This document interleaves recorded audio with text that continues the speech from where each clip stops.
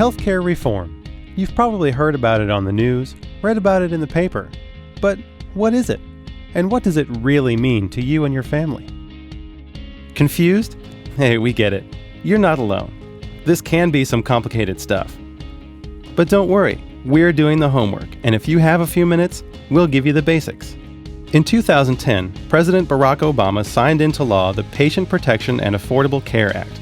That's a mouthful, so some folks call it Obamacare, the Affordable Care Act, or just healthcare reform. What's not short is the law itself. In fact, it's 906 pages long, and that's not even double-spaced. It's taken a lot of people a lot of time to figure out exactly how to put the law into practice. But over the past few years, companies have worked hard to understand it and make sure they're following the new rules. But let's not get ahead of ourselves. Let's start with what the government is trying to do with the law. It boils down to 3 goals. 1. Make sure every American has health insurance, and it doesn't cost them an arm and a leg. 2. Keep the general cost of healthcare from going through the roof. And 3. Make sure the medical care we get is high on quality and low on waste. Lofty? You bet. Will the law get us there? It depends on who you ask, but one thing is for sure. The law means changes for many groups, including companies and individuals. So let's focus on them. If you're in the state health plan, maybe you notice some of the changes that already happened, like parents being able to cover their kids until they turn 26, or free preventive care.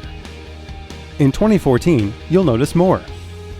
Companies that offer health plans will be charged fees to help support the new state health insurance marketplaces. You may see higher premiums for your company coverage that will help pay these fees. Many employers already recognize that rising healthcare costs affect employees too, so they've made changes to their benefit plans to try to control cost increases, like offering incentives to get or stay healthy. As for individuals, the law says that starting in 2014, every American has to have health insurance or pay a penalty. Those whose companies don't offer a qualifying plan and who meet certain income requirements can get a subsidy. To make sure everyone can find coverage, the government will be launching state-by-state health insurance marketplaces. You'll be hearing a lot about these, so let's take a second to explain how they'll work. State marketplaces will be a way to shop for and buy health insurance if you're not offered a company plan, or you choose not to sign up for one. Insurance companies will sell a variety of policies people can buy through the marketplaces, and no one will be denied coverage, even if they have a pre-existing condition. Think of it like shopping for a TV, where you compare different sizes, features, and prices, and choose the one that best meets your needs. Oh, and just like you might need to ask an electronics expert for advice, there will be insurance helpers available to answer questions.